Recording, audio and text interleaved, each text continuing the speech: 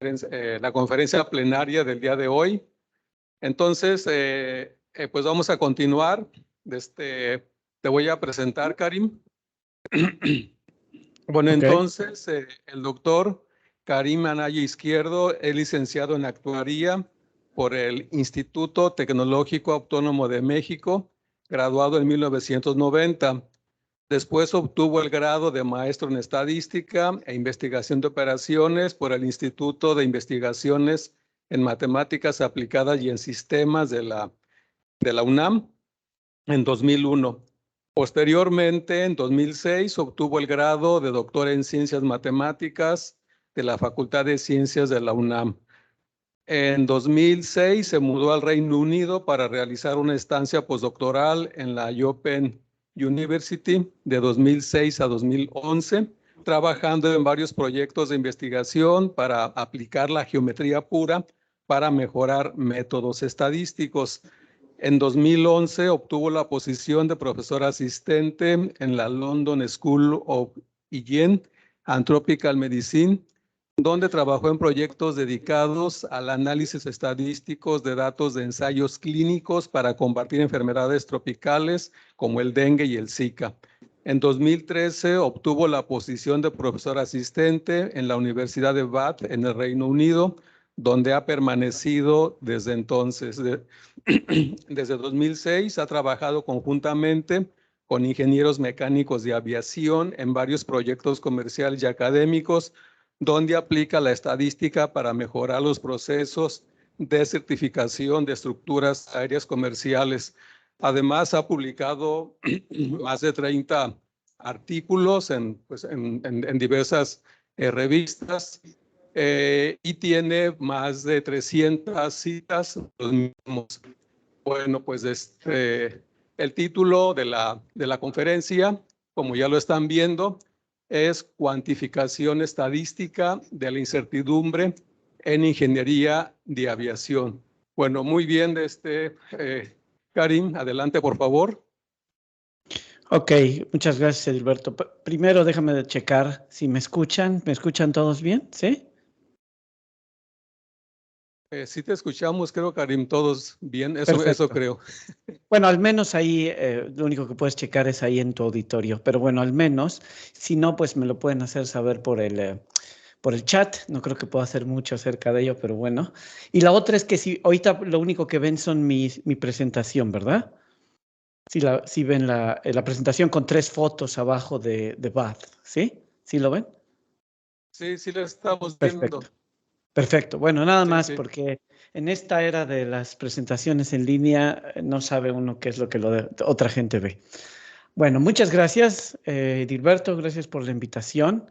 Nada más para complementar un poquito sobre mi biografía, la única cosa que no dijo Edilberto es que él y yo intersectamos cuando hicimos el doctorado ahí en la UNAM. Eso significa que pueden ver mi imagen aquí en la cámara, no sé dónde, pero se puede ver mi imagen porque tengo prendida mi cámara, entonces nos debemos de ver más o menos igual de viejos, más o menos. ¿Ok? Entonces es lo único que no dijo Edilberto. Aparte de eso, tengo una disculpa porque pues no es por flojera, simplemente es por práctico. Este es el único slide o el único parte de mi presentación que está en español. Yo voy a hablar en español, obviamente, pero mi presentación está en inglés, entonces espero que no tenga mucho problema. Obviamente yo voy a traducir todo. ¿Ok? Bueno, lo que voy a hablar hoy, como la invitación de los organizadores de este evento, de este foro de matemáticas, es que obviamente una plática plenaria, parte de ello tiene que ser bastante general y mostrar el porqué de las cosas en lugar del detalle de cómo funcionan. Entonces yo voy a hablar de 2 cosas, vamos a decir de una y luego lo voy a expandir en 2 partes. Sobre mi experiencia trabajando con ingenieros, en este caso ingenieros mecánicos. Yo soy un matemático, como lo dijo Edilberto. Mi formación es matemática, actuarial y estadística, pero mi experiencia en los últimos años ha sido trabajar con ingenieros. Y pues esto es básicamente, les voy a mostrar esa parte ingenieril de cómo aplicar la estadística. Entonces, eso me refiero con dos partes. En este caso, yo soy más que nada estadístico, con conocimiento matemático, y les voy a mostrar los tipos de cosas que los ingenieros mecánicos de aviación, en este caso, pues digamos, les atañe, les preocupa, y por qué necesitan métodos matemáticos. Entonces, esas son las dos caras, digamos, de mi presentación. Por un lado, matemáticas, y por otro lado, ingeniería. La trataré de poner en un punto de vista muy, muy general. Por otro lado, nada más para que se vean un poquito dónde estoy yo, Bath, que es donde yo vivo, que es básicamente la traducción significaría algo así como Baños, es un lugar que está más o menos unos 200 kilómetros de Londres y al oeste de Londres, y pues se llama Baños porque básicamente se hizo famoso porque hay aguas termales. Y los romanos, cuando estuvieron en Inglaterra, porque estuvieron aquí mucho tiempo también durante el Imperio Romano, al menos en la parte tardía, establecieron aquí un centro de operaciones debido a las aguas termales. ¿Ok? Entonces aquí se ven, todavía existen a la fecha y son una parte central del turismo, además de una maravillosa y muy bonita arquitectura victoriana, que es obviamente mucho más moderna. Y luego aquí a la derecha tenemos una vista de la universidad donde yo trabajo. Nada más para que se den una idea. La única diferencia, por ejemplo, con Tabasco, es que aquí no hace mucho calor y llueve mucho. Y llueve mucho, me refiero, llueve todo el año. De ahí en fuera, pues yo creo que son casi iguales. Bueno, como les decía, mis diapositivas van a estar en inglés, pero voy a tratar de traducir los términos que se usan en español. El término principal que me atañe es el de compuestos, materiales compuestos. En inglés se llaman composites. Son los materiales que los ingenieros, no nomás de aviación, sino los ingenieros automotrices, digamos, usan para tratar de obtener dos cosas muy importantes, que son materiales ligeros, pero al mismo tiempo resistentes. Desde el punto de vista de aplicaciones de aviación, es claro por qué necesitas algo ligero. Algo ligero es más eficiente por cuestiones de combustible, etcétera, y de maniobrabilidad, digamos, pero también necesita ser resistente. ¿Por qué? Pues hay una cuestión de seguridad aquí muy importante, no nomás para un vuelo comercial, sino para un vuelo de cargo, digamos, de mercancía, se pierde mucho dinero, muchas vidas si algo pasa, ¿ok? Entonces, ese es el tipo de materiales que los ingenieros modernos de aviación usan hoy en día. Entonces, un material compuesto, como su nombre lo dice, es un material que no es simple. Como por ejemplo, los metales, que los aviones del pasado estaban hechos pues, básicamente de metal. Ese no es un material compuesto, un metal básicamente, o al menos los metales simples como lo conocemos, como el acero, el hierro, etcétera, son mucho más simples y más homogéneos. Un material compuesto está, como su nombre lo indica, hecho de muchas capas o de muchas partes puestas juntas, de manera que el total o la combinación de esas partes sea mejor que la suma de todas ellas. ¿Ok? Entonces, los materiales que usan para construir aviones son básicamente como el que aparece en esta foto. Son capas muy delgadas que se ponen juntas para crear un material más grueso y mucho más resistente. Y voy a hablar un poco más detalles acerca de eso más adelante. Pero bueno, eso es lo que le vamos a llamar un material compuesto. Como decía, con respecto a aviones modernos, aviones del pasado, la diferencia de usar materiales compuestos con respecto, por ejemplo, con metales, es la manufactura, ¿okay? O la producción. La producción de materiales compuestos es simplemente diferente a la que es con metales. Metales es lo que se llama un proceso sustractivo. Sustractivo significa que se crea una parte, por ejemplo, lo pueden ver aquí en esa imagen detrás de las letras, tiene que ver con dónde va la máquina del avión puede ser la hélice si es un avión de hélice o puede ser la turbina si es un avión turbina. Pero la diferencia entre un material compuesto es que se hace más de golpe o de un solo golpe, en lugar de crear una parte más grande y cortarla. Por eso se llama sustractivo en el pasado y ahora se llama más, las producciones son más aditivas. Aditiva significa que hay menos tiempo para corregir errores, entonces hay más incertidumbre. Eso Ese es realmente el mensaje que quiero dar. ¿Por qué se necesita estadística y probabilidad? ¿Por qué hay más incertidumbre? En los procesos sustractivos del pasado había un poquito más de tiempo para corregir errores, porque si algo no estaba bien cortado, no bien hecho, pues se volvía a cortar o se volvía a acomodar. Aquí no hay tiempo para eso. Si se quiere corregir algo, se tiene que volver a hacer. ¿Ok? Entonces, esa es la idea. Y ese es un ejemplo de una parte de una cubierta de una turbina que básicamente se hace moldeando de un solo golpe, en lugar de crearla por partes, digamos. Aviones modernos, por ejemplo, el Airbus A350, que es utilizado por muchas flotillas, tal vez no en México, pero sí en otros países. La mitad del avión, o al menos la mitad de la parte que uno ve de la parte del fuselaje exterior, está hecha de materiales compuestos, de los que vamos a hablar hoy. Aquí más o menos te da una idea esta gráfica de qué partes del avión, es casi todo, excepto por algunas partes muy específicas en la nariz, en las alas y en la turbina, pero es básicamente la mayor parte del fuselaje de las alas del avión. Otro avión que es el Boeing Dreamliner, que por ejemplo es los aviones que tiene Aeroméxico para vuelos transatlánticos. Si ustedes tienen la fortuna de venir a Europa, inclusive Inglaterra, vía Aeroméxico van a usar uno de estos aviones, que son el modelo más moderno de Boeing, y es básicamente otra vez más del 50%, como lo indica esta gráfica aquí, hecho de materiales compuestos, y muy parecido a como es los demás. Bueno, pues eso significa que cuando se va a construir un nuevo avión o un nuevo diseño de avión, se tiene que asegurar que el avión es seguro para viajar en muchos aspectos. Y aquí es donde entra el aspecto regulatorio en el cual yo trabajo, que es el siguiente, es el proceso de certificación. Los gobiernos o las agencias regulatorias en Europa, básicamente, sin importar Brexit por el momento, ellos certifican nuevos diseños de aviones de todo tipo. No, ahorita hablé de aviones comerciales porque son algo que tal vez ustedes estén relacionados con, o al menos sepan. Obviamente podemos hablar de aviones privados, aviones militares, etcétera, o aviones de investigación para meteorología, etcétera. Todos ese tipo de cosas requieren una certificación porque pues, no queremos accidentes, no queremos problemas de ese tipo. Y la certificación es una cosa muy parecida a lo que pasa con las medicinas. Todos sabemos que una medicina que va a salir al mercado necesita ser certificada, que es segura, etcétera. Y eso significa muchos ensayos clínicos, por ejemplo, en medicina, pero aquí significa muchas pruebas de laboratorio. Y aquí las pruebas de laboratorio son diferentes a las medicinas. En las medicinas le dan a la gente una medicina y vemos cómo reacciona, en particular si cura la enfermedad o no. Aquí vamos a básicamente, en el peor de los casos, vamos a romper partes de un avión y vamos a ver qué tan resistente es, ¿ok?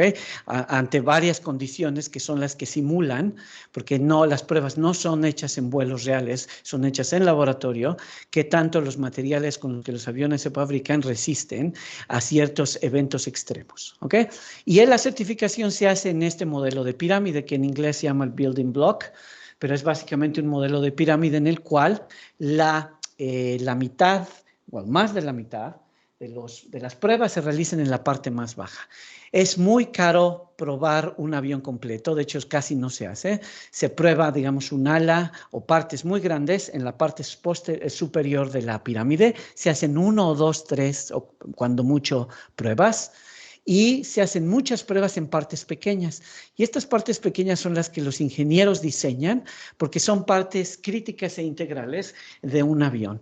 Ni siquiera se ve la forma del avión hasta la parte superior. Aquí nada más vemos pedacitos que son tan pequeños como tu teléfono celular, estos llamados cupones. Los elementos son básicamente cuando ponemos juntos algunos de esas piezas, que básicamente son pedacitos de avión, si lo quieres ver así, juntos o pegados o diseñados de una manera que simulen lo que después, cuando se hace más grande, hace un ala, hace un fuselaje, etcétera. Y todos esos requieren pruebas de laboratorio, los cuales se tienen que analizar y reportar los resultados para decidir si el avión está, o el diseño del avión es seguro para volar o para lo que se requiera. ¿Ok?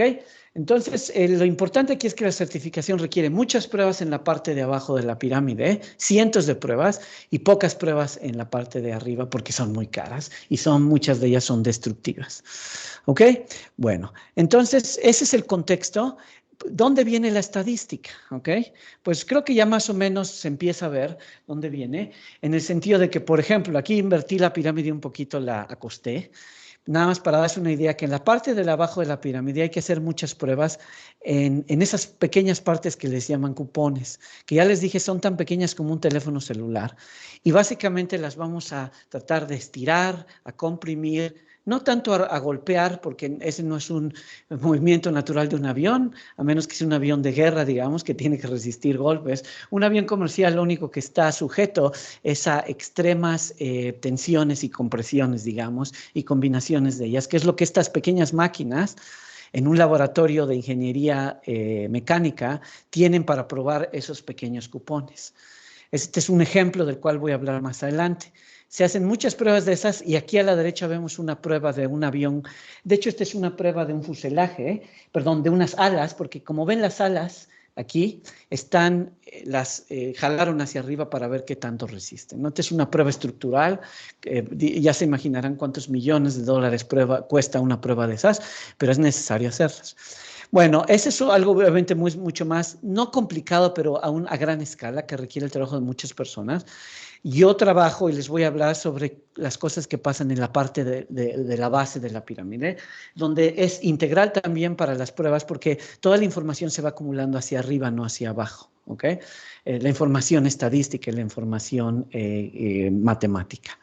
Bueno, voy a hablar de algunos ejemplos, pero necesito tener algunos términos que quiero fijar. ¿Ok? Entonces, el primer término que quiero fijar es que en materiales compuestos de aviación se utiliza la siguiente terminología y aquí hay unas imágenes que espero las recuerden en unos minutos. Estamos hablando de materiales de fibra de carbono. Ese es el material principal que se utiliza en aviación, o al menos para aviones comerciales, también en automotriz. Y es lo siguiente, son capas muy delgadas de fibras de carbono. Las fibras, obviamente aquí están exageradas en su tamaño, pero son, como su nombre lo indica, fibras, hilos, muy resistentes de fibra de carbono, obviamente muy ligeros. Pero la idea es que todas las fibras en la misma pequeña lámina o digamos capa, de todas las que tienen este material compuesto, está hecho de muchas capas, están alineadas en la misma dirección. ¿Ok? Entonces, estos que se llaman materiales unidireccionales. Unidireccionales significa que cada una de estas capas tiene fibras alineadas en la misma dirección. La fuerza la fuerza de un material la va a dar cuando combinamos esas diferentes capas en diferentes direcciones, como lo indica aquí. Digamos que vamos a fijar el ángulo cero de manera arbitraria, ¿ok? No importa cuál es, usted define cuál es la dirección cero, y con respecto a esa define la dirección de todas las fibras, que es lo que estoy utilizando aquí con mi cursor. No, espero que sí lo vean, pero es la de hasta arriba, es la dirección cero. Con respecto a esa dirección tenemos, digamos, menos 45, porque también el signo es arbitrario. Si nos movemos hacia la izquierda o hacia la derecha, vamos a declarar que es positivo o negativo, pero son 45 grados. Luego la de abajo va a ser 90, etcétera. Y ese es uno de los principales, digamos, entradas que tienen todos los modelos de ingeniería. ¿Cuántas capas voy a poner? ¿Qué tan gruesas? ¿Y qué ángulos les voy a poner a ellas? Estos son los ángulos tradicionales, los ángulos estándar. Son 0 y 0, y te les voy a explicar por qué es importante, 45 y 90, y obviamente menos 45. Entonces, así es como se combinan para crear materiales fuertes. Ahorita voy a explicar un poco la relevancia del 0, obviamente. Bueno, pues matemáticamente esto es un área que tiene un nombre bastante poco creativo, que se llama cuantificación de la incertidumbre. En inglés solamente se llama Uncertainty Quantification, y es básicamente la suma de muchas áreas combinadas al mismo tiempo, y muchas áreas de matemáticas. La primera es, no le llamo probabilidad no porque no quiera, sino porque tiene que ver un poquito antes de modelar la probabilidad, que es la incertidumbre. Primero hay que reconocer que hay incertidumbre, hay que identificarla, y modelarla es la parte que la probabilidad hace, pero la incertidumbre aquí está muy clara, La manufactura, siendo aditiva, como dije, hay poco tiempo para corregir errores, tiene mucha incertidumbre. Las mediciones, etcétera, que vamos a hacer, en los ejemplos que les voy a dar les va a quedar más claro, también tienen mucha incertidumbre. Y hay muchos factores que uno no cuenta cuando hace las pruebas o cuando está uno arriba a 10,000 metros de altura en un vuelo. Después la estadística, porque hay muchos datos en las pruebas, hay muy pocos datos de vuelos reales, y la razón es porque son demasiado sensitivos y las compañías de aviación pues se rehúsan a dar esos datos, especialmente cuando hay accidentes. Pero la estadística viene de datos hechos en pruebas de laboratorio, ¿ok? Como he estado hablando, y voy a hablar en ejemplos más específicos después. Lamentablemente hay muy poco conocimiento de estadística formal y lamentablemente, como en todo, hay poco dinero, y eso significa que las pruebas siempre son muy escasas, no hay muchas pruebas y hay demasiada información en cada prueba, por eso la dimensión es bastante grande. La otra cosa que es importante es que hay mucha física. Pues sí, porque arriba hay aire y hay fricción y hay calor y hay humedad, y entonces es donde entran los modelos matemáticos, en donde nuestros colegas, los modeladores matemáticos aplicados, entran muy bien, y es mucho sobre ecuaciones diferenciales parciales, mecánica de sólidos, mecánica de fluidos, cuando tiene que ver con la parte de la optimización digamos, aerodinámica, etcétera. Pero bueno, lo que más me atañe a mí como estadístico es la parte de la mecánica de sólidos, cómo responden los materiales ante las fuerzas, fracturas, etcétera, elasticidad en el caso más simple. Eso es matemática. Y la computación, porque los modelos son tan grandes que no se pueden hacer en una computadora personal, en una laptop, etcétera. Necesita uno computadoras bastante grandes de gran performance, o clústeres, o etcétera. Computadoras profesionales que cuesta mucho dinero no solo comprarlas, sino inclusive usarlas. Estamos hablando de millones de matrices, de millones, de dimensión de millones. Entonces, todo eso junto es lo que ahora en el área de matemáticas se llama cuantificación de la incertidumbre, y están dando preferencia a la incertidumbre cuando todo es importante, la modelación matemática, la computación, etcétera. Bueno, entonces les voy a hablar en los últimos media hora que me queda. Espero más o menos usar 10 minutos o menos sobre cada aplicación. Les voy a mostrar 3 ejemplos de 3 experiencias que yo he tenido. 2 son pasadas, una es básicamente, ahorita es lo que estoy haciendo, no la he terminado, es lo que trabajo al día. Pero las 2 primeras son experiencias pasadas que he tenido en este mundo de la certificación de aviones, utilizando estadística, ayudando a los ingenieros mecánicos de aviación a resolver sus problemas que atañen estadística. ¿Okay? Entonces, la primera aplicación, aquí son los valores B, ¿ok? No tiene mucho sentido, es una definición que es bastante no informativa, pero yo les voy a decir qué son los valores B. Son importantes para la certificación. Ok, entonces vamos a empezar. La primera aplicación es la siguiente. ¿Qué es un valor B? En pocas palabras, para los que saben un poquito de estadística, no es un parámetro, es el estimador de un parámetro. Desde ahí viene la cuestión complicada. Entonces, les voy a explicar las cosas estadísticas y luego les digo lo que está en los slides. Básicamente, cuando se hacen las pruebas con los cupones que llamé, que son estas partes pequeñas de avión, del tamaño de un celular, digamos, inclusive más pequeñas, necesitamos, en lugar de tomar simples promedios, porque el promedio no es útil en este caso. Ustedes se imaginarán que estamos hablando de eventos extremos. En todo lo que he dicho antes hay eventos extremos. Entonces, las medias de cualquier medición que hagamos no nos dan un evento extremo, nos dan el evento promedio, el evento esperado, ¿verdad? Entonces, necesitamos un evento extremo. Ahora, esta es una cota para el evento extremo, entonces es un poquito más fácil de estimar. No queremos el evento extremo que ocurre 1 de cada 1.000.000 de veces. No, porque eso es casi imposible de estimar.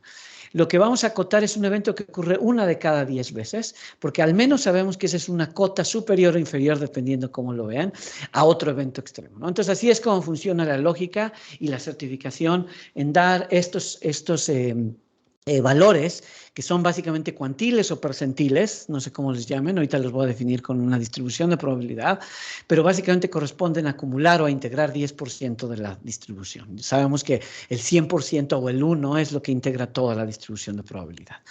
Bueno, entonces ahora, ¿de qué estamos obteniendo esta distribución de probabilidad? Pues aquí lo llamo yo strength, que es básicamente la fuerza a la cual tengo que aplicar un material para básicamente romperlo. Aquí en inglés le llaman failure, básicamente hay muchos tipos de falla. Cuando un material falla, puede ser que se rompe, puede ser que se estira lo suficiente de manera que ya no sirve, etcétera. Entonces, una variable aleatoria que estamos definiendo aquí es exactamente esa. La variable aleatoria es X, es la que describe la fuerza con la que yo tengo que aplicar para romper uno de estos pequeños cupones, ¿ok?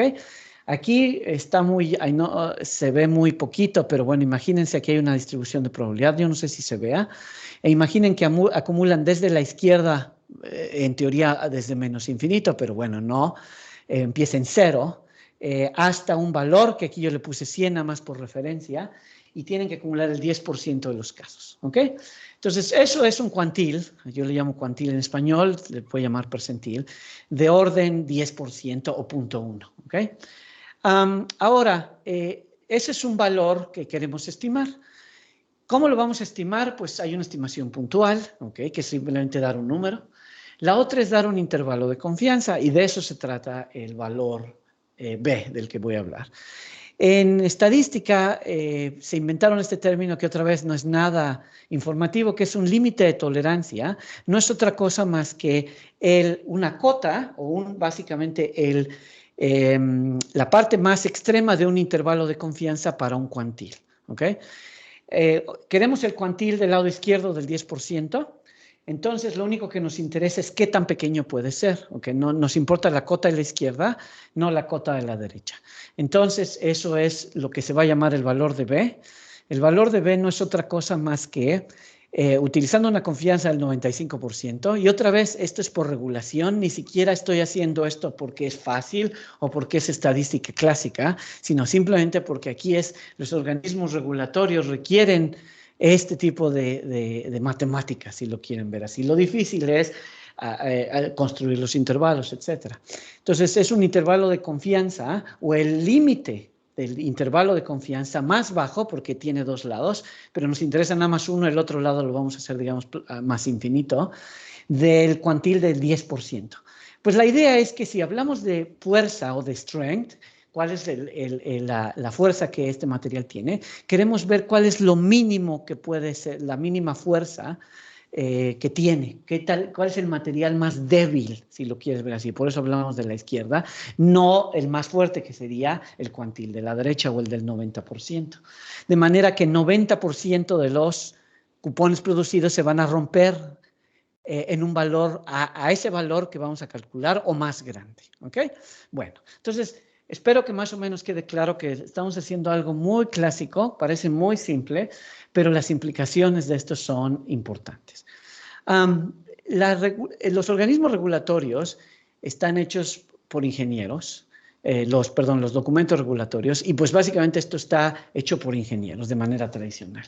Los ingenieros tienen una formación cuantitativa muy buena y hacen esto bastante formal y bastante bien, pero hemos llegado a un punto en el que se requieren métodos más sofisticados, porque aquí les puse un ejemplo, cuadritos que se ve aquí es, ¿cómo se llama? Un flowchart, o simplemente una idea de cómo se deben de realizar las pruebas estadísticas para obtener el valor B, utilizando una estadística bastante pedestre y bastante, digamos, antigua, en la cual primero obviamente no se sabe qué distribución es la distribución real, que es la que está dominando este fenómeno de la ruptura del material, etcétera. Entonces se requiere que se prueben distintas distribuciones, se requiere que se chequen si hay valores discrepantes o outliers, pero todo se hace de una manera bastante oscura, diría yo. Entonces, la mayoría de las compañías de aviación han buscado tratar de darle la vuelta a esto con métodos un poquito más sofisticados y tratar de convencer a los organismos regulatorios de que están haciendo algo mejor que lo que está aquí abajo. Y eso es en lo que yo trabajé un poco con Airbus. Una de las razones por la cual no solo yo, pero la gente de mi universidad trabaja mucho en aviación, es porque básicamente el centro comercial de aviación en el Reino Unido, o al menos en el norte de Europa, está en la ciudad de Bristol, que es muy vecina, digamos, de aquí de Bath. Entonces, es muy fácil tener colaboraciones académicas y comerciales con ellos. Bueno, ese es explicando de cómo vienen las oportunidades. Voy a dejar la cuestión matemática un poquito, pues no digamos rápida, pero bueno, mis diapositivas van a quedar disponibles si las necesitan o después viendo el video, pero la idea es que un método no paramétrico, digamos, es decir, un método no paramétrico significa no voy a asumir una distribución específica o decir que es normal o que va a ser Weibull o lo que sea. Es un método no paramétrico, es demasiado digamos, pesimista, vamos a decirlo. Y asumir una distribución específica como la normal también es demasiado conservador, ¿no? Es lo contrario, demasiado optimista, digamos. Entonces, yo lo que hice es básicamente una cuestión de combinar distintos modelos, ver los resultados y ver que los resultados dependen de la distribución y no dejar al ingeniero tomar la decisión en lugar de tratar de vivir el estadístico superior que trata de resolver todo, en lugar de dar información suficiente para que el experto lo decida. Creo que hemos vivido mucho de eso ahora con COVID. El estadístico tiene una función, y eso es así yo como lo veo, en producir su experiencia, no para resolver la pregunta científica original, sino para ayudar al científico a cargo, en este caso un ingeniero, a cómo resolverla. Entonces, yo no voy a resolver yo no resolví cómo calcular de estos valores B, yo nomás les enseñé una técnica de cómo obtener muchos y luego decidir cuál es el mejor o cuál es el peor o etcétera. Entonces, para eso utilicé una cosa muy simple que se llama equivarianza, que es un término matemático, o es una idea matemática. Mi formación antes de ser estadístico es geómetra. Yo traté de hacer geometría diferencial y geometría pura.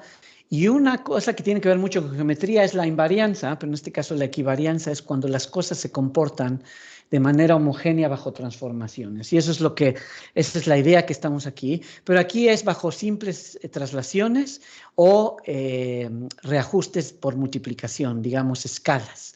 Entonces, cuando algo es equivariante por traslación, significa que puedo aplicar, una función es equivariante bajo traslaciones, que puedo trasladar las entradas, digamos, los argumentos, antes o después de aplicar la función. Y da lo mismo, igual puedo ajustar un factor multiplicativo antes o después de aplicar la función g. Entonces, se dice que la función g es equivariante con respecto a eso. Pero pues así de simple, puedo combinarlas y decir que la función es equivariante con respecto a las dos, con respecto a traslaciones y cambios de escala. Y luego utilizo distribuciones que sean, digamos, compatibles con este comportamiento. Y resulta que muchísimas de las distribuciones, no solo que se usan en estadística clásica y que son bastante adecuadas, son también las distribuciones que los ingenieros usan. Resulta que son muy compatibles con este tipo de equivarianzas que muchos ingenieros no saben. Entonces, aprovechando eso, pues básicamente trabajé en varios proyectos. Ahorita les voy a enseñar uno que puedo enseñarles porque tengo un proyecto que tuve, pero es comercial y obviamente estoy sujeto a contrato y no les puedo enseñar ninguno de los resultados. Pero bueno, este es un proyecto académico relacionado con que los ingenieros aquí en la Universidad de Bath pues hacen muchos proyectos comerciales también con compañías de aviación. Y parte de eso es hacer estas pruebas de fuerza o de strength en materiales compuestos. Y aquí es un ejemplo de un cupón, como lo ven, es muy pequeño. Aquí se ve una silla por detrás, pero en realidad esto es tan pequeño como un celular. Es porque está aquí aumentado. Y básicamente se ponen en una máquina como la que les enseñé anterior y jalan por los dos lados hasta que se rompe o comprimen por los dos lados hasta que se rompe. En este caso es pruebas de tensión, es decir, es jalando. Y aquí se ve un ejemplo de cómo falla, cómo se rompe el specimen here, el cupón, digamos. Entonces, aquí los ingenieros tenían varias hipótesis. Para quitarles el cuento largo y darles el cuento corto, déjenme enseñarles una gráfica, porque como matemáticos así nos entendemos mejor. Hay dos factores aquí que tienen que ver con la manera en que los ángulos que les hablé hace rato se acomodan, ¿no? A veces puedo poner 90, 45, menos 45, etcétera. Y aquí es donde empiezan a ver por qué el cero o los ángulos son importantes, porque la fuerza con la que se aplica la prueba tiene una dirección, ¿verdad? Porque si yo aplico tensión, hay un vector ahí que es el que está dominando la fuerza. Entonces, depende cuántos ceros, básicamente aquí va a ser alineado con la tensión, la fuerza que se va a aplicar, y el 45 va a ser con respecto a ese cero, etcétera. Entonces, ya ven por qué el cero es importante, porque obviamente el material, siendo una fibra de carbono, lo voy a jalar en la misma dirección en la que está la fibra de carbono, va a ser muy resistente. Pero ¿qué pasa si de pronto roto muchas de estas capas de las que el material compuesto está hecho y tengo muchas cosas completamente ortogonales a eso y aplico fuerza ortogonal? No va a resistir prácticamente nada, porque es básicamente lo que pasa con los pantalones de mezclilla rotos, que se rompen así en los lados y se abren, ¿no? Pues igual va a pasar aquí con esto si tienen muchas capas alineadas a 90 grados de la fuerza de tensión. En la realidad no hay una fuerza de tensión en una sola dirección, aplica en muchas direcciones, pero esto nos da una idea de qué pasa. Entonces aquí se ve muy claro que si utilizo cierto tipo de ángulos que los ingenieros le llaman estándar, que son los 45, 90, etcétera, de los que le hablé, que es el azul, la resistencia a los valores B son mucho más grandes, ¿ok? Y lo que estoy haciendo aquí es dar distintas distribuciones y ver que hay muy poca diferencia entre las distribuciones y entre el tipo de estimadores que uso. Porque otra cosa que no les dije es que una cosa es elegir una distribución y otra cosa es elegir un estimador para esa distribución, que tampoco es obvio, porque necesito tener esa equivarianza de la que hablé antes. Sin embargo, la diferencia es muy grande y aquí la variabilidad en cierto modo ya está tomada en cuenta porque este no es realmente un estimador, es un valor del extremo más pequeño de un intervalo de confianza. Entonces, en cierto modo, esto ya tiene incluida la varianza. Entonces, lo que podemos ver es que hay muy poca diferencia en las distribuciones y en el método, y la diferencia entre ángulos estándar y no estándar no es una prueba de hipótesis formal, pero hay veces que no necesita uno eso. Es muy claro que la diferencia es significativa, porque estamos hablando en escala de ingenieros, la fuerza que en este caso está medida en megapascales es tensión, es sumamente diferente para cada caso, ¿ok? Entonces, la diferencia está en el método que se usa para hacerlo. Entonces, eso fue para ver qué diferencias en los ángulos de las capas del material compuesto. Otro es que les dan tratamientos extras a los pequeños cupones, les ponen una protección en los lados y quieren ver si es más fuerte o no. Y pues resulta que pues sí es más fuerte, pero depende, esa variable interactúa con otra e interactúa con la determinación de los ángulos de las capas. Entonces, estas dos gráficas lo único que implican es que si yo pongo resina, es decir, ese es el tratamiento que ponen estos cupones tienen un hoyito en el centro, porque eso simula básicamente que hay un tornillo o que hay una unión ahí. Eso voy a hablar más tarde.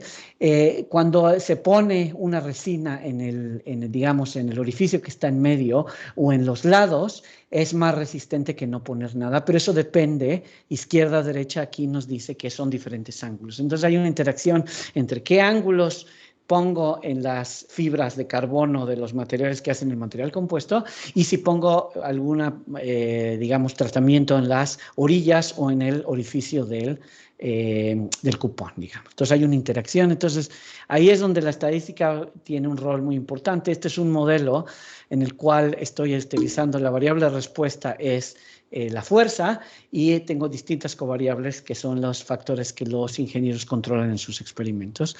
Y utilizo los métodos que les mostré de manera muy genérica, las distribuciones para estimar los parámetros. Y otra vez, hay muy poca diferencia entre las distribuciones y entre los métodos que se usan, o al menos las diferencias no afectan las conclusiones, ¿ok? Que es lo más importante. Otro factor que usaron es usar los cupones un poco más largos o más cortos y resulta que en este caso si es más largo va a resistir menos. Eso tiene un poco de lógica porque es como si fuera algo más, digamos, más angosto. Entonces por eso resiste menos porque la fuerza se aplica en la misma dirección que la largura, digamos, del cupón. ¿Okay? Entonces Ahí ese es un ejemplo muy, muy simple, pero es increíble cómo, sin verlo, sin criticar a los ingenieros, al revés, yo lo veo como una oportunidad que los estadísticos tienen en ingeniería para contribuir en muchísimas áreas como esta, y hay increíbles oportunidades en esto, porque no, como les digo, no nomás son aviones comerciales, hay muchas oportunidades en otras áreas no solo de aviación, pero de ingeniería mecánica. Ok, la otra aplicación ya va a ser un poquito más corta, estoy con del tiempo. En los últimos 10 minutos les voy a hablar sobre estas dos aplicaciones. La otra es golpes, ¿ok? Básicamente le vamos a llamar golpes. Cuando el avión está arriba en el aire, pues sí, se imaginan toda esa tensión y todas esas fuerzas por las cuales todos esos test de los que hemos hablado y voy a seguir hablando, se hacen, ¿no? Fuerzas de tensión y de compresión y de doblaje, digamos. Pero cuando están en el aeropuerto, hay muchos peligros que son, digamos, hay muchos maquinaria pesada. Hay los que llevan las maletas, los que llevan la comida, los que llevan...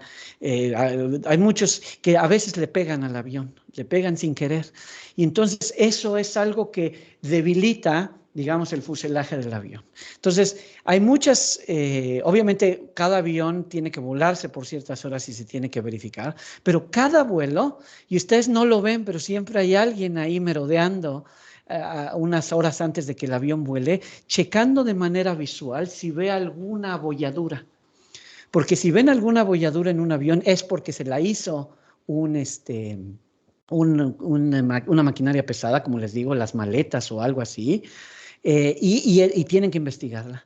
Y eso es importante, como los ingenieros ahora tratan de recrear esos golpes para ver qué tanto un golpe o qué tanta energía le tenemos que dar a un golpe y cuánto va a disminuir la fuerza con la cual se va a romper ese material compuesto. Entonces, este es un ejemplo, no es el único, en el cual aquí está la máquina de laboratorio. Se imaginan que aquí tiene como un puntero, aquí, el cual baja con cierta fuerza y simula un golpe a un cupón que está aquí abajo. Entonces aquí se ve más o menos qué pasa. El material compuesto tiene varias capas, y aquí hay una foto de qué es lo que pasa, y simula un golpe. Y entonces lo que queremos ver son dos cosas. Uno es modelar el daño del golpe, que es de lo que yo he trabajado, y la otra es ver cuánta fuerza le quedó después del golpe, porque no es lo mismo un material nuevo que no ha sido golpeado con uno que ha sido golpeado. Entonces queremos ver el porcentaje de reducción de la fuerza o de qué tanta resistencia tiene ese material después de que ha sido golpeado. Entonces todo eso se llama impact damage. Y las pruebas de laboratorio igual son las mismas que requiere el organismo regulatorio. Tienen que ser analizadas y hay mucho procesamiento de imágenes. Entonces, esto es tomografía, es decir, son scans parecidos a los que se toman en aplicaciones médicas, por ejemplo, para ver fracturas, etcétera. Cosas no de tejido blando, sino de tejido más fuerte, o etcétera. Pero bueno, tomografía, tal vez ustedes estén relacionados en la aplicación médica, pero también se utiliza aquí para ver los daños. Entonces, se aplica un scan de tomografía a la parte que se dañó y se trata de recrear el daño por capa. Acuérdense, los materiales compuestos en aviación están hechos por capas y aquí es una manera de representarlos, es que un procesamiento de imágenes, el cual va a generar incertidumbre, por cierto, trata de recrear cuál ha sido el daño en cuanto a delaminaciones, es decir, cuando una lámina, una de estas capas ya se movió del lugar, ya se rompió, etcétera, y trata de evaluar el daño y nos da un color diferente después del procesamiento de la imagen para decirnos, el azul, por ejemplo, es la interfase 1. La interfase 1 es en medio de las dos primeras capas. La interfase 2 es entre la capa 2 y la capa 3. La interfase 1 es la más superficial, la interfase 9 es la de en medio. Esto significa que este material está hecho con 18 capas, porque muchas de ellas se hacen simétricas. Entonces, los ingenieros utilizan solamente la mitad de los datos, lo cual, bueno, obviamente ustedes piensan que se puede mejorar, pero bueno, así es como lo hacen y suponen que lo que pasa de la otra mitad es igual. Pero bueno, obviamente eso depende del experimento, suponiendo que se golpeó del otro lado, obviamente. Pero bueno, los datos son imágenes, eso es lo importante, imágenes con muchos niveles de profundidad que se representan aquí con color. Obviamente se pueden utilizar métodos muy complicados de otra vez de mecánica de sólidos, muy complicados y de hecho los utilizan para analizar estos datos, pero a veces la cuestión regulatoria requiere algo más simple y algo más rápido y que dé una conclusión contundente y favorable para la compañía. Entonces, en este caso los ingenieros utilizan simplificaciones. En lugar de utilizar toda la forma del daño que se ve en las imágenes, utilizan nada más el radio, ¿cómo se llama? El diámetro o el radio máximo de una circunferencia que envuelve, digamos, el daño completo. Obviamente pierde uno la forma del daño, pero al menos nos da una idea. Entonces eso ya nos da un número que podemos trabajar, digamos, como variable de respuesta en algún modelo estadístico. Entonces eso es lo que aquí está graficado. Este es un ejemplo de poniendo muchos datos juntos. En el eje de las X tenemos la energía. Esto es debido a que pues, no es lo mismo algo muy pesado impactando, golpeando una superficie, digamos, muy lento, o algo muy pequeño golpeando una superficie muy rápido. Entonces, para distinguir, para no confundirnos con esas dos cosas, todo se traduce a términos de energía. Entonces, no importa. Lo importante es la energía, no importando el tamaño de la cosa que impactó o que colisionó, digamos, el avión. Y por el otro lado tenemos aquí en este caso alguna medida de laminación del radio, ¿no? O puede ser el diámetro, o puede ser el área, pero es un número. Y obviamente aquí se ve que entre más energía del golpe, más daño hay. Eso es bastante lógico. Y se ve que el efecto pues no es lineal, pero tampoco es muy complicado. Se ve que es un poco curveado, un poco, no digamos, no quiero decir cuadrático porque sería algo así como muy sesgado, pero simplemente se ve que es un efecto no lineal relativamente simple. Pero el problema no es ese, el problema es que tiene los datos dependen de muchas cosas. Entonces, para darnos una idea de la complejidad de estos datos, aquí estos son los datos, no es ningún modelado, bajo ciertas condiciones. Estas etiquetas que están aquí, perdón, las etiquetas de cada una de las gráficas indican una combinación del material. Acuérdense, el material se puede hacer diferente dependiendo de la sucesión de los ángulos en el material compuesto, etc. Entonces, son diferentes tipos de materiales compuestos hechos de diferentes capas, mismo número de capas, pero acomodadas de manera diferente. Y aquí nos da la resistencia dependiendo de la energía aquí está en joules, ¿ok? El naranja es 6 joules, esto estamos hablando de impactos a baja velocidad, 12 joules, 30 joules es el más grande, que es lo que más o menos imagina uno que puede pasar en un aeropuerto. Y lo estoy graficando contra la interfase, en este caso. La interfase es qué tan profundo voy, 0 digamos sería totalmente en la superficie y me voy bajando. Y luego les doy los ángulos, porque aquí nos dice que este material BM2, B0, etcétera, era 45 menos 45, 0, 90, mientras que este otro es 45, 0, 90, etcétera.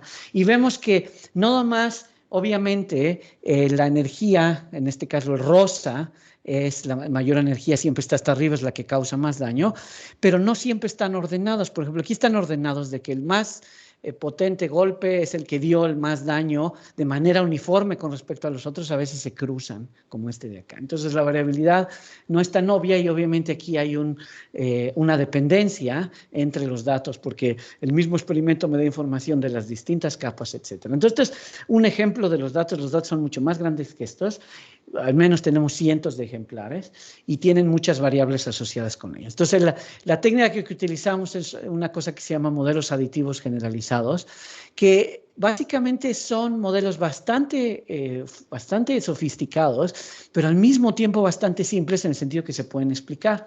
Y los ingenieros no es tanto otra vez que los entiendan, es que los organismos regulatorios sean capaces de decidir que este es un método que ayuda y puede ayudar a distinguir lo que se requiere desde el punto de vista de seguridad. Entonces, son básicamente suavizamientos, son splines, si lo quieres ver así, pero con mucho background estadístico, ¿ok? Son aditivos, es la única, digamos, supuesto fuerte aquí, que los efectos de distintas variables son aditivos.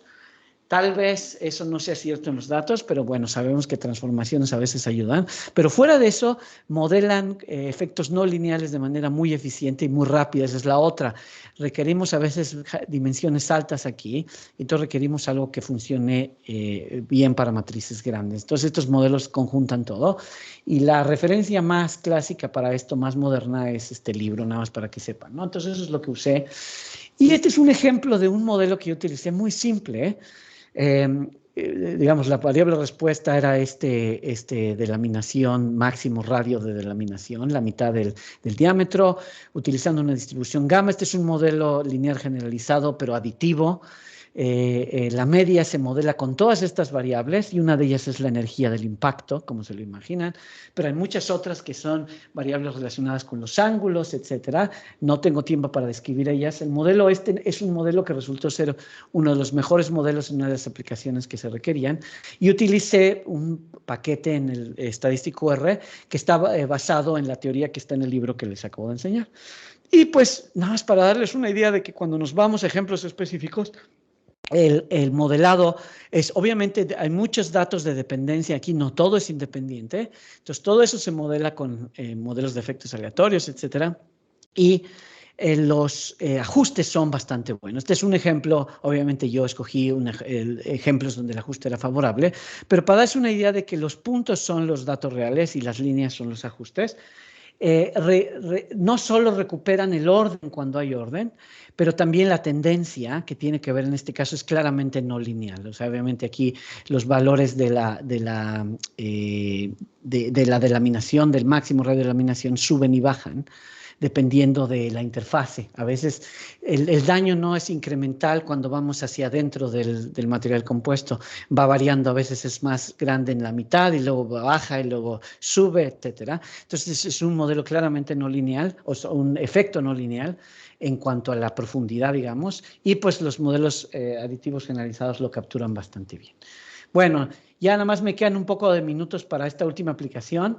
Lo único que no voy a dar los detalles por falta de tiempo, pero lo único que les voy a decir es que no expliqué muy bien, pero pues porque ya sabía que iba a poner acá, que la razón por qué a los ingenieros no es que les guste, pero necesitan hacer pruebas con cupones o con partes que tienen hoyos o orificios, es porque en un avión, y este es un ejemplo, cuando a fin de cuentas las partes que les enseñé que se hacen de un solo golpe a nivel estructural se tienen que juntar, cuando se juntan necesitan esos orificios para hacer remaches, tornillos, etc.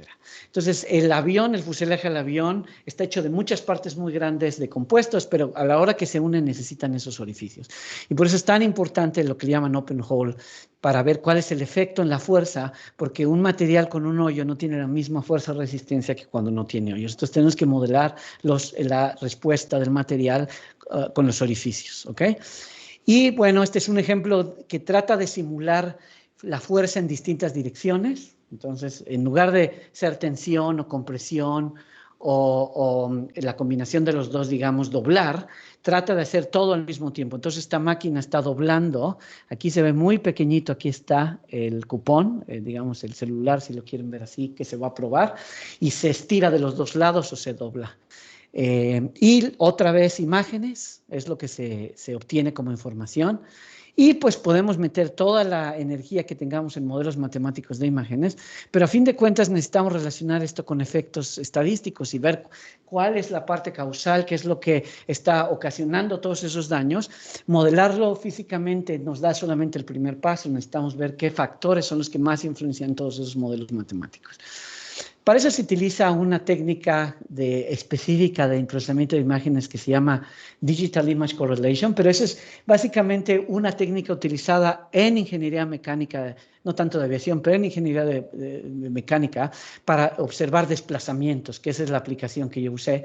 Y esto está muy relacionado con el curso que la profesora Carolina estaba hablando en la plática anterior, que tiene que ver con análisis de datos espaciales, pero aquí la parte espacial es la superficie de dimensión 2 del cupón, que tiene un hoyo en la orilla y tiene una superficie curvada en los extremos, ¿ok? Entonces, bueno, como les digo, ya tengo que terminar, ya no tengo tiempo de más. Voy a terminar nada más diciéndoles que esto es lo que estoy haciendo hoy en día, modelar este comportamiento espacial, que aquí tengo una simulación, por cierto, que es lo que ustedes están viendo, de qué pasa cuando aplica uno esa fuerza que nos dice este aparato aquí. En tiempo, no es tiempo real, obviamente está aquí un poquito más lento, conforme vamos aplicando más y más fuerza en distintas direcciones, hasta que se crea una tensión bastante fuerte y se rompe.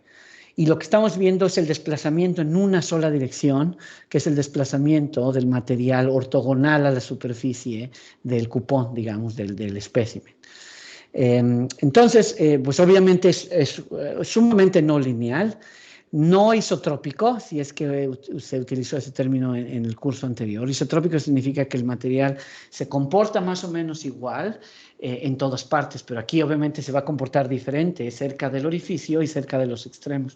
Entonces eso implica que los modelos que se utilizan necesitan ser un poquito más complicados y por lo tanto la estadística es más complicada. Después hay que hacer las pruebas, meterlas en los datos, comparar los datos de las pruebas con lo que los modelos físicos nos dan y pues básicamente eso es lo que traté de hacer aquí. Para esto estamos utilizando un enfoque bayesiano. Por un lado hay que utilizar una modelación matemática y simulaciones matemáticas. Entonces digamos, imagínense que tengo un modelo matemático que me dice cómo puedo modelar este comportamiento y eso es lo que se ve arriba. Obviamente hay algunas incertidumbres que también voy a modelar de manera bayesiana ahí, con distribuciones a priori, y esa es la parte de arriba. En la parte de abajo tengo datos, y los datos me dan, obviamente, alguna secuencia de resultados. Entonces, lo único que tengo que hacer es compararlos, ¿ok? Entonces, simplemente la estadística bayesiana aquí se conjunta, porque toda la información que puse antes de eso es la información a priori. Cuando comparo resultados con predicciones matemáticas, es lo que se llama la verosimilitud, y eso es lo que me va a dar la segunda parte del modelo, ¿no? La a priori contra la verosimilitud me va a dar la distribución posterior. Pero para comparar a priori, los datos con lo que los modelos matemáticos me dicen, necesito dar una función de discrepancia, que por autonomacia se utiliza la diferencia cuadrática, que es una distribución normal, pero hay muchas otras que tienen más relevancia, por ejemplo, aquí en ingeniería mecánica. Entonces, no hemos utilizado eso. Hemos utilizado otras distribuciones, otras funciones de divergencia, digamos, y utilizamos el teorema de Bayes para tratar de simular experimentos posteriores, experimentos que no se han hecho, para tratar de predecir y ahorrar dinero a las compañías de aerolíneas para no hacer los test y hacer más simulaciones matemáticas. Entonces, digamos que esa es la moraleja de esta aplicación. Y pues obviamente ya no tengo tiempo más que describir y dar unos agradecimientos, nada más para terminar, y decir que este trabajo obviamente es conjunto con muchísimos ingenieros. Somos 1, 2 estadísticos nada más en todo el proyecto, los demás son ingenieros o matemáticos, entre 4 universidades y todas esas industrias. Airbus, Rolls-Royce, etcétera, y muchos de sus proveedores, además de organismos regulatorios como EASA, que es el organismo regulatorio europeo, que es el que básicamente impone las reglas para las pruebas. Ok, bueno, pues yo creo que ahí le voy a parar. Muchas gracias. Y pues si el tiempo lo permite, estoy contento de responder algunas preguntas. Karim, agradecemos tu interesante conferencia. Realmente nos has dado un panorama bastante amplio del tipo de aplicación o de un tipo de aplicaciones que estás haciendo. Entonces, si tienen alguna pregunta, los del auditorio o también por el chat, los que nos siguen a través de la plataforma pueden hacer preguntas a través del chat. Bueno, acá hay una pregunta. Ok.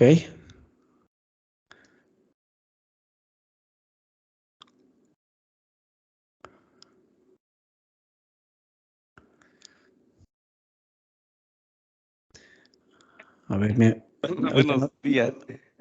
Bueno, agradecer a Karim por la exposición. Y ya me acuerdo que nos vimos un par de veces en el IMAS y en algunos eventos de estadística. Y comentar nada más, es trabajo muy interesante, pero además yo veo la relevancia, Karim, de poder esto agregarlo o hacerlo armónico con los estudios de confiabilidad, de fallas, de tiempos a la falla. Nosotros trabajábamos con modelos arrhenius, modelos arrhenius no lo normal, arrhenius Weibull, para ver tiempos de falla, pero falla técnica. No tanto el momento de que propiamente un aparato falla, sino el tiempo en el que técnicamente ya las probabilidades o el riesgo de falla es inminente. Entonces, todo lo que has comentado ahorita se me hace interesante porque das un panorama no solo complementario, sino que le daría más luz a estos estudios que nosotros hacíamos a nivel de fallas, pero que no veíamos o no indagábamos sobre lo que has comentado aquí, la parte espacial, la parte geométrica y la parte que tiene que ver propiamente con el entorno ingenieril. Y bueno, y felicidades por la exposición. No, gracias, Alejandro. Sí Alejandro, ¿verdad? Sí, tienes razón. Yo estoy muy consciente de la parte de la confiabilidad, como lo dices, y digamos que pues podría yo agregarla en la parte de la modelación matemática. Yo me enfoqué un poquito en la parte de matemática, pero es una parte que contribuye a la cuantificación de la incertidumbre, porque es todo ese conocimiento que después se tiene que integrar para comparar con los datos, para comparar con las predicciones de cualquier tipo de modelo, es sujeto de estudio en este tipo de aplicaciones. Estoy de acuerdo que dependiendo de la aplicación, cualquier modelado matemático, ya sea determinístico o aleatorio, que de algún sistema es bienvenido. La diferencia y lo que yo trato de explicar es cómo podemos combinar todas esas cosas, ¿sí? Gracias. ¿Hay alguna pregunta en el chat? Déjame ver. La distribución Birman Santa por... Ok, muchas gracias. Sí, he puesto distribuciones que se llaman de localización escala logarítmica. La distribución de Birman-Sanders no es de esa clase, pero no importa. Pero la distribución de Birman-Sanders se ha utilizado mucho en este contexto de ingeniería de materiales, al igual que otras distribuciones como la de Weibull. Ahí sí estoy un poco sesgado, pero requiere otra teoría para obtener los valores B. Digamos, ahí tienes una publicación, cómo obtener valores B para la distribución Birnbaum-Sanders. No creo que haya sido muy explorado, pero sí, por supuesto. Gracias. ¿Alguna otra pregunta?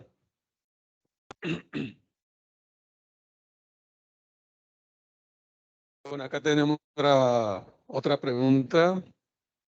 Ok.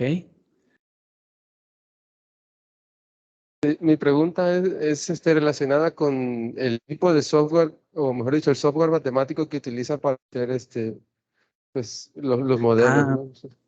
Esa es una muy buena pregunta que omití, pues, para quitar mucho detalle. Perfecto, gracias. A ver, hay dos tipos de software. Los ingenieros y las empresas comerciales utilizan software comercial, es decir, de paga. Utilizan Abacus, ¿no? Entonces, Abacus es un, ¿cómo se llama? Modelos de elemento finito, ¿ok? A gran escala. Y pues, obviamente, las empresas grandes tienen todo el dinero para meterle toda la potencia de supercomputación a eso. En el aspecto académico, pues por dos razones. Una es por ahorrar o, digamos, por no gastar tanto dinero pagando la licencia del Abacus, por ejemplo, que es ese modelador de elemento finito para hacer toda la modelación matemática. Utilizamos open source, ¿ok? Entonces hay una cosa que se llama Dune, por ejemplo, que mis colegas implementan modelos de elemento finito específico para materiales compuestos, es decir, se concentran en las partes de las ecuaciones diferenciales parciales y de los tipos de dominios y de los tipos de heterogeneidad y todos los parámetros que las ecuaciones diferenciales requieren y de las dimensiones para utilizarlo con open source. ¿Okay? Entonces, Dune es una cosa que utilizamos para la cuestión estadística, como te enseñé. Yo utilizo R, pero también para cuestiones más grandes utilizo Python. Pero la cuestión matemática se hace en comercial, en Abacus, o utilizando paquetes de open source, pero diseñados específicamente para hacer aplicaciones de elemento finito utilizando Dune, que son solvers también para ecuaciones diferenciales.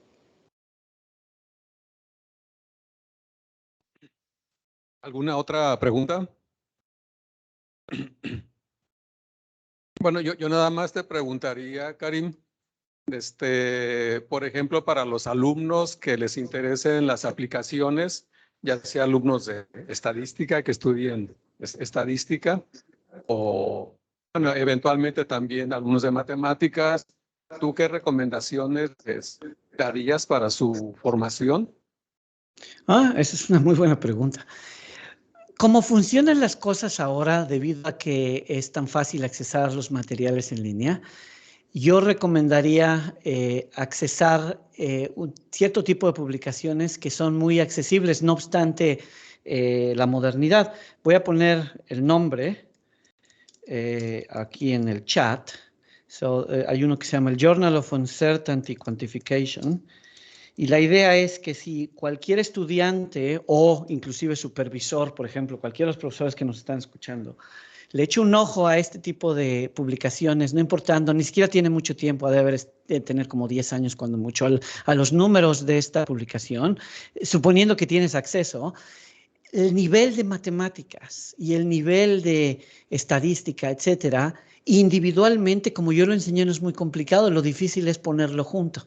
Y eso a mí me ha dado muchas ideas para proyectos de posgrado o de inclusive de licenciatura, porque ya sabes, ahora ya que tienes acceso a la publicación, tienes acceso a los datos tienen que ser open source, también abiertos, entonces es muy fácil nada más irte a alguna de esas publicaciones, pedir o descargar los datos y aplicar los métodos. Como te digo, los métodos no son complicados, lo interesante son las aplicaciones. Entonces, esa es una muy buena pregunta, es muy fácil irse o inclusive hacer Google en Uncertainty Quantification, Data, etcétera.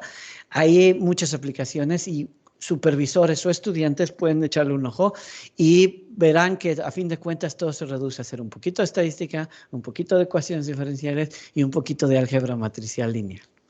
Ponerlas todos juntos y ya está. Suena fácil, pero ya junto no es cualquier cosa. Entonces, pero se puede hacer, yo lo he hecho a nivel licenciatura, cada año tengo 1 o 2 estudiantes que hacen proyectos a ese nivel, obviamente más masticados, más simples o ya aprobados, de maestría y hasta de doctorado, obviamente. Bueno, gracias. Bueno, no sé si hay alguna otra pregunta. Bueno, finalmente, tú que estás metido un poco en las aplicaciones, bueno, que estás metido en las aplicaciones con organismos privados, como ya lo vimos, una pregunta, digamos, un poco superficial. ¿Es muy estresante estar en ese tipo de proyectos? Esa es muy buena pregunta. La respuesta la voy a dar muy cortita, pero muy contundente. La academia en Europa, no nomás en el Reino Unido, se está privatizando en el siguiente sentido. Se busca que los académicos trabajen con empresas. En ese sentido se privatiza, no quiere decir que se privatice en el sentido que lo vemos políticamente mal. Significa que tú tratas de obtener dinero para investigación de las empresas y no del gobierno. Eso significa que hay muchas plataformas, muchos eventos, muchas cosas. Y hay muchas facilidades y eso reduce el estrés que tú te imaginarías que tendría trabajar. No trabajamos bajo contrato. Yo cuando hago todos estos trabajo con mi contrato de académico, es decir, yo me puedo equivocar, etcétera. Y al revés, las empresas comerciales, si nos sale bien todo, lo van a usar, si no nos sale, lo van a ignorar. O sea, es un poquito, si lo ves, es un poquito, digamos, convenenciero. Cada quien hace lo que más le conviene. Yo lo que más quiero son publicaciones. Ellos lo que más quieren es, si todo sale bien, se van a apropiar de la propiedad intelectual. Ya después de las publicaciones o antes, o va a haber una batalla ahí sobre la propiedad intelectual. Pero eso reduce mucho el estrés porque yo he hecho solamente una aplicación comercial que sí estuve bajo contrato, de las cuales no les puedo hablar porque sigo bajo contrato forever, porque no puedo decir los resultados. Ese no fue muy estresante porque la persona con la que trabajé era muy, muy accesible. Pero la cuestión de mi proyecto que puse al final, donde puse todos los nombres, yo no estoy bajo contrato con ninguno de ellos. Ellos están conmigo porque les conviene y porque a mí me conviene. Entonces eso reduce mucho el estrés. Entonces el gobierno europeo lo que ha hecho, la Unión Europea, cuando todavía pertenecíamos a ella, promovía este tipo de interacciones. Entonces eso es algo muy bueno. Las universidades ahora son visitadas mucho por las empresas porque es una manera barata de obtener conocimiento.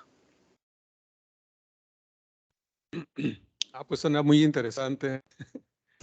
Bueno. Bueno, pues muchas gracias, Karim. Entonces, te agradecemos mucho por la interesante charla. Gracias. Posteriormente, te hago llegar la constancia de la misma Gracias. en unos Sí, días. Sí, entonces, pues muchas gracias otra vez y entonces le damos un aplauso, por favor. Gracias.